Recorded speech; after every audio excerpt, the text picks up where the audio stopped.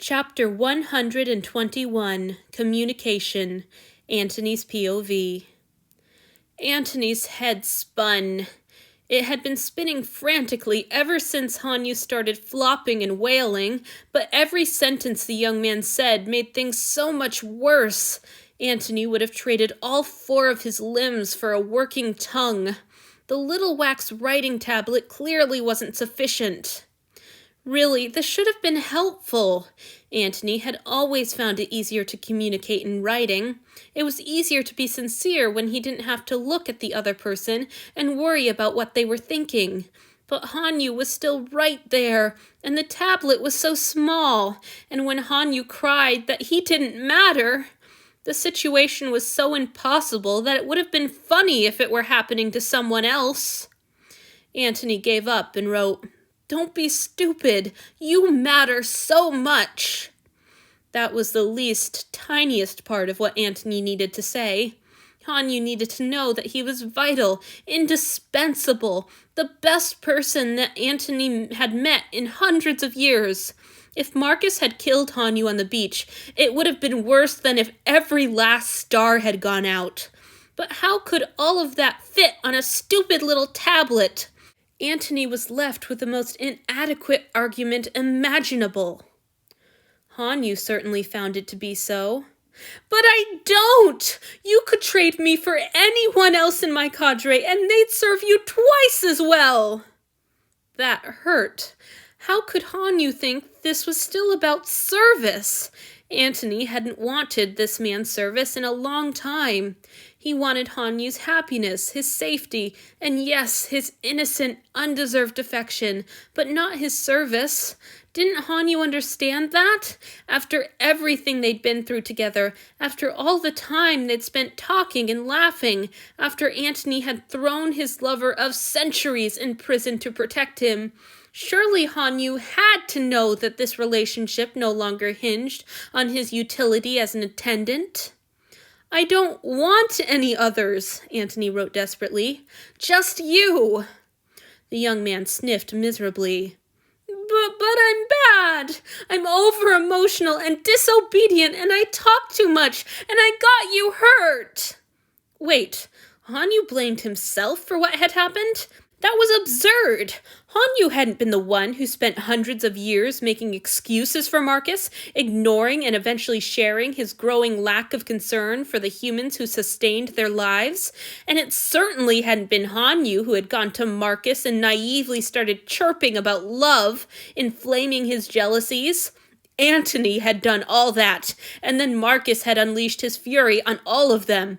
All Hanyu had done was try to keep himself and Asao alive. "You didn't hurt me, Marcus did." Then, unable to resist, he added, "You're wonderful." He'd been dangerously close to writing, "You're everything." "I'm not," Hanyu sobbed. "I've always been needy and bad. The priests were right, and so was Marcus. I'm just a parasite." Parasite? Where had that come from? It was so ridiculous that all Antony could do was gape at the feeding wounds on Hanyu's neck and point out the obvious. "I drink blood. If someone's a parasite, it's not you." Hanyu shook his head despairingly, and Antony longed with a frightening intensity to take the young man in his arms. "But you also take care of me. All I do is use you and take from you." That was just as laughable as the parasite comment. If Antony took proper care of Hanyu, the man wouldn't have been kidnapped and traumatized. He wouldn't be reduced to tears of sadness and terror every other damn day. And Hanyu had never taken anything but bedsheets from Antony. I wish he would. The thought was surprising, but true and urgent. I wish there was something I had that he wanted. I wish I had some way to show him what he means to me, something to prove that I would do anything, give anything for him. Antony supposed he'd rather hoped that the events of the previous night would have made that point for him. Clearly, they had not. He needed to say something clear and perfect, the exact right words to make Hanyu understand that he was amazing and deserved anything and everything Antony could give. Untrue. But if it were true, fine. He passed the tablet over, ignoring the wrenching pain that flared in his shoulder every time he made the movement, and waited for Hanyu to recognize his adoration. Hanyu did not. Instead, he gaped at Antony for a long moment before whispering, "What do you mean, my lord?" Damn, was he really going to make Antony spell it out? How humiliating. But there was nothing for it. "If you think you're using me, go ahead. You have permission, so stop fussing about it. Anything you need me for, I'm yours." Hanyu read the words several times, and Antony squirmed.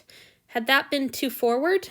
Too dramatic? He knew he had a tendency to be a little too intense, but the situation was so intense already that he thought it would be all right. Was Hanyu disgusted? Was he going to storm away, not in repentance but repellence, to tell everyone what a pathetic, desperate thing Antony was? "Don't say that!" Hanyu wailed, breaking the tense silence at last. "You shouldn't be used ever! I don't want you to keep getting hurt! Antony, your skull! Your tongue! That shouldn't happen!" Antony could easily assuage that concern. He pulled back the tablet, rubbing out his embarrassing confession to replace it with more helpful reassurances. "They'll heal. It doesn't matter." "Of course it matters," Hanyu cried. "You always say it doesn't, but it does, and I hate it. If I stay with you, you'll keep letting these things happen because you think it doesn't matter." Antony reclaimed the tablet. "It won't. Marcus and I are done." It was even worse to write it out than it had been to sign it. Done. The part of Antony's life where Marcus loved him and held him, and they bantered and kissed and held hands, was over, inaccessible forever. "I don't get to be sad about this," Antony reminded himself ferociously. Marcus had mutilated Asao and scared Hanyu half to death. He needed to take care of this man's feelings about Marcus, not indulge his own, and that had to begin with a reassurance that Marcus would no longer be frequenting these rooms. He shoved the tablet over, his damn fool heart paining him as much as his shoulder. Hanyu's eyes widened. "Oh!" Antony wasn't sure what reaction he'd expected. Glee like Julia's, accusations that Antony had taken too little action far too late, a smug "I told you so." He certainly hadn't expected this blank astonishment. Even more than that, he hadn't expected the gut-wrenching sob that tore out of Hanyu a moment later. "I'm sorry," the man cried. "I ruined everything. I ruined your whole life. You were fine and safe and in love, and then you picked me, and before you had me, you were fine. Before I had you, I was dead." Antony almost wrote it down, then thought better of it. He held the tablet, casting desperately about for what he could say. If only he could speak, he would pour out the realization he'd had while fighting Marcus.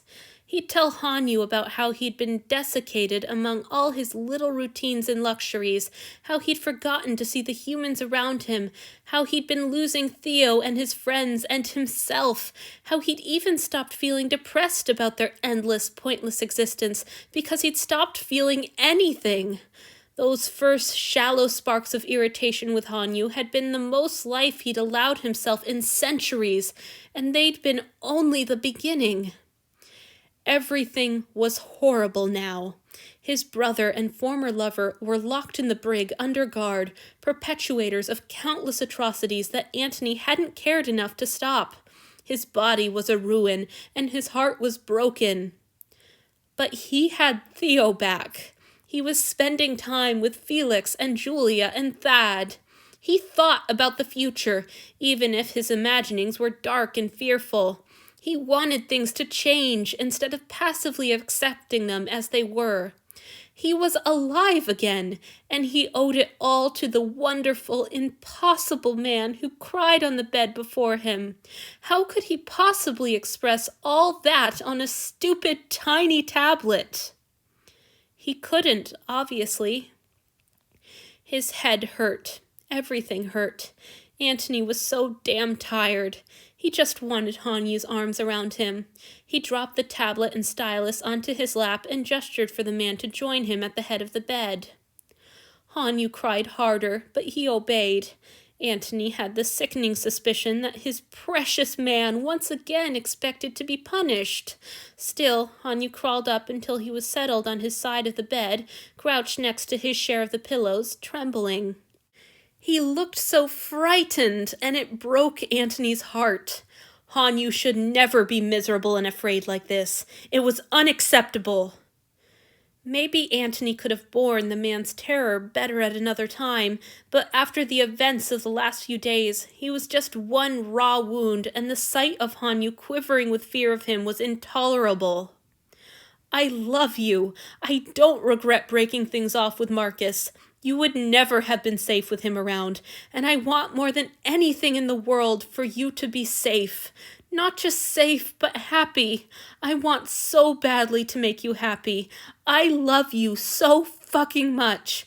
Please just hold me. I can handle whatever has to happen tomorrow, as long as I can go to sleep with your arms around me.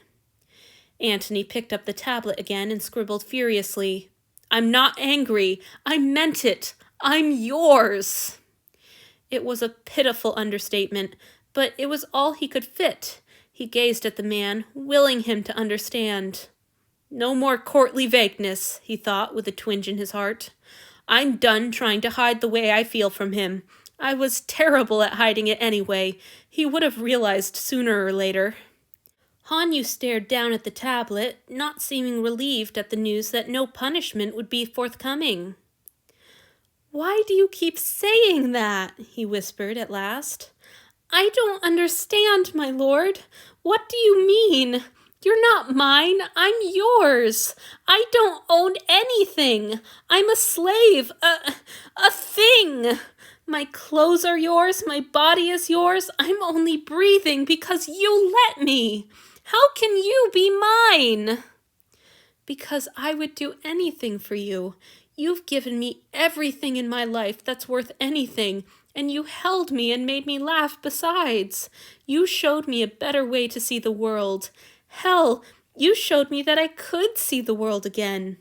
You're kind and impulsive and clumsy and gentle, and I know I don't deserve to touch someone as wonderful as you, but you picked me right up off my feet and held me anyway. I'm yours because I can't be anything else, because I love you. Oh, Hanyu, how I love you. Antony tried to think how he could possibly convey all that he felt with the tablet.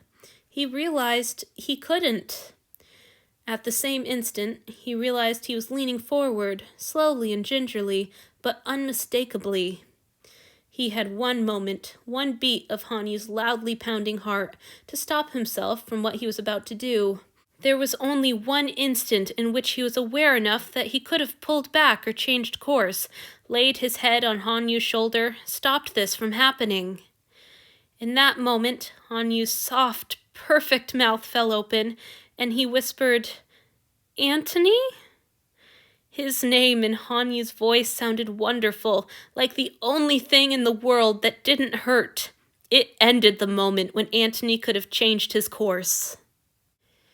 His cold, stitched lips pressed clumsily against Hanyu's. They're so warm, Antony marveled. Then something in his chest ground excruciatingly against something else, and his mind dissolved in a white flash of agony. Oh, right, my sternum. The last thing he was aware of was the sensation of his body dropping bonelessly into Hanyu's lap.